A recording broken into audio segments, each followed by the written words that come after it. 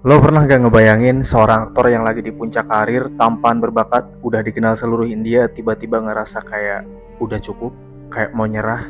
Nah, ini bukan cerita fiksi, ini beneran terjadi sama Hrithik Roshan. Dan yang bikin tambah bikin merinding itu terjadi pas dia lagi di titik terpanas hidupnya. Pas semua orang lagi ngeliat dia, pas film-filmnya lagi meledak di mana-mana. Sayang, di video ini gue mau ngajak lo menyelam lebih dalam. Bukan cuma soal gosip atau drama, tapi beneran ngupas. Kenapa Hrithik Roshan hampir pensiun? Apa yang sebenarnya terjadi? Dan gimana caranya dia bisa comeback sekenceng itu? Siap? Yuk kita mulai. Kita harus mulai dari awal dulu supaya lo ngerti betapa dramatisnya perjalanan ini.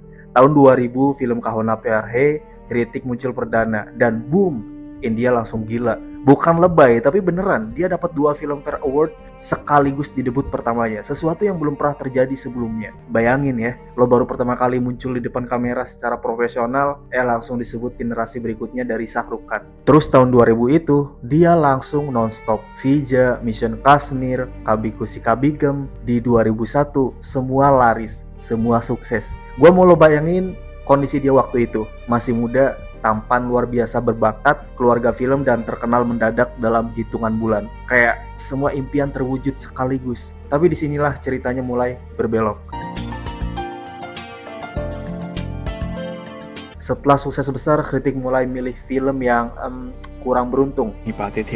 Yadein, Natom Jano Nahum, Koi Prem Ki Diwani Hai. Lo pasti jarang denger nama-nama ini, dan emang itu masalahnya. Film-film itu flop, beberapa bahkan flop besar-besaran. Dan dunia hiburan India itu kejam, saya. Begitu lo flop beberapa kali berturut-turut, narasi mulai berubah. Yang tadinya superstar baru perlahan bergeser jadi apakah dia hanya one hit wonder? Nah, ini yang penting untuk lo pahami. Tekanan psikologis dari dunia film Bollywood itu real banget. Bukan cuma soal review jelek, tapi soal bagaimana media, fans, bahkan orang-orang di dalam industri mulai meragukan lo. Hrithik pernah ngomong dalam beberapa wawancara, dia ngerasa kayak harus terus membuktikan diri setiap hari, terus tanpa henti, dan itu melelahkan. For you to become more responsible and Ini bagian yang paling jarang dibahas, dan justru ini yang paling penting. Di balik flop film, Hrithik ternyata juga menghadapi sesuatu yang jauh lebih berat secara personal. Pertama, kondisi fisik. Hrithik lahir dengan kondisi ibu jari ganda di tangan kanan sepanjang karirnya. Dia harus manage ini,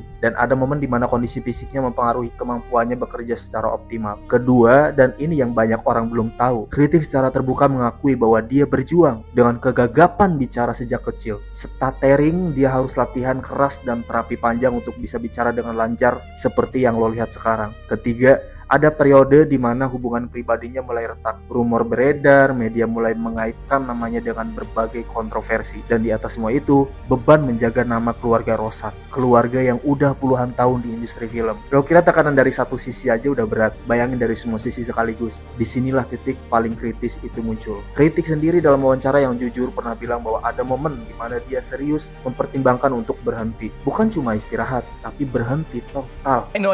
Yeah, I knew. last road chal raha hoga. You mind if I hear the commentary? Nah, di titik ini gue mau jeda sebentar ya dari cerita Hrithik, karena gue mau ngajak lo berpikir lebih luas. Ada fenomena psikologis yang namanya tuh impostor syndrome. Secara simpel, lo ngerasa sukses lo nggak nyata, nggak kaya dan cepet atau lambat semua orang bakal tahu lo sebenarnya nggak sehebat yang mereka pikir. Dan ini bukan cuma soal orang biasa, ini terjadi ke aktor Hollywood, CEO, perusahaan besar, bahkan atlet dunia. Bedanya Hrithik, tekanan ini diperparah oleh sistem industri Bollywood yang sangat box office driven. Satu film flop sama dengan lo dihukum publik secara masif. Belum lagi faktor media. Tabloid India di era 2000-an itu sangat agresif. Setiap detail kehidupan pribadi diumbar. Dan begitu lo lagi di bawah, mereka nggak kasih ruang untuk napas. Jadi yang Hrithik alami bukan kelemahan personal. Ini adalah respon manusiawi terhadap tekanan yang objektif speaking memang luar biasa berat.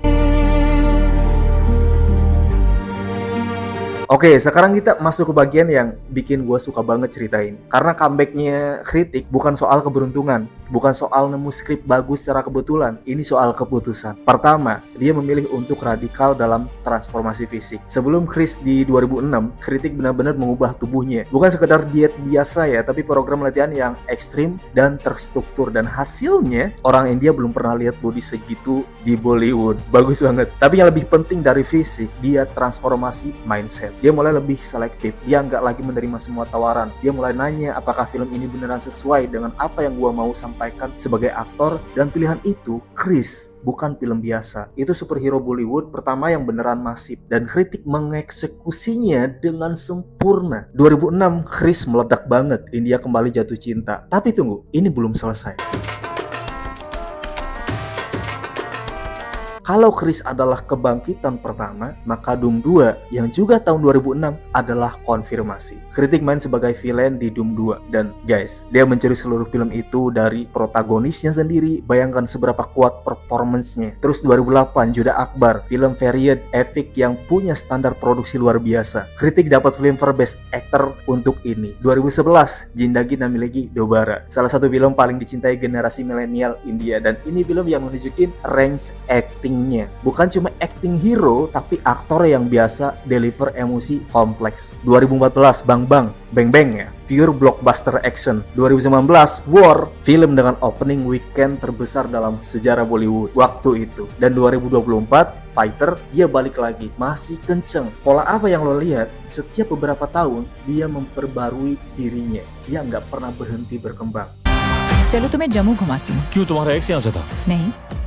Sayang, setelah semua cerita ini, gue mau simpulin 3 pelajaran yang bisa kita ambil dari perjalanan Hrithik Roshan. Pertama, kegagalan bukan akhir, tapi kegagalan tanpa evaluasi itu bahaya. Hrithik bukan cuma survive dari flop, dia belajar dari sana dan berubah. Kedua, kesehatan mental itu bukan kemewahan. Bahkan di puncak ketenaran pun orang bisa ngerasa terpuruk ya. Hrithik jujur soal ini, dan kejujuran itu justru bikin dia makin dihormati. Ketiga, reinvention.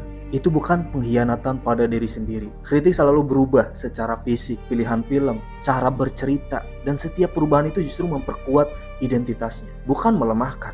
That's not how I look.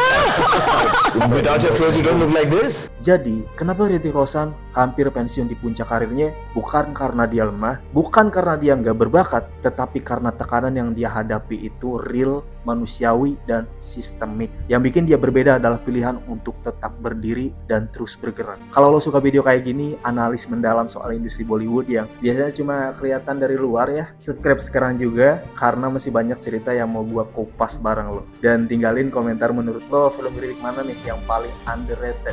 Gua penasaran sama jawaban lo. Sampai ketemu di video berikutnya. Gua Tukang Bollywood dan ini channel lo.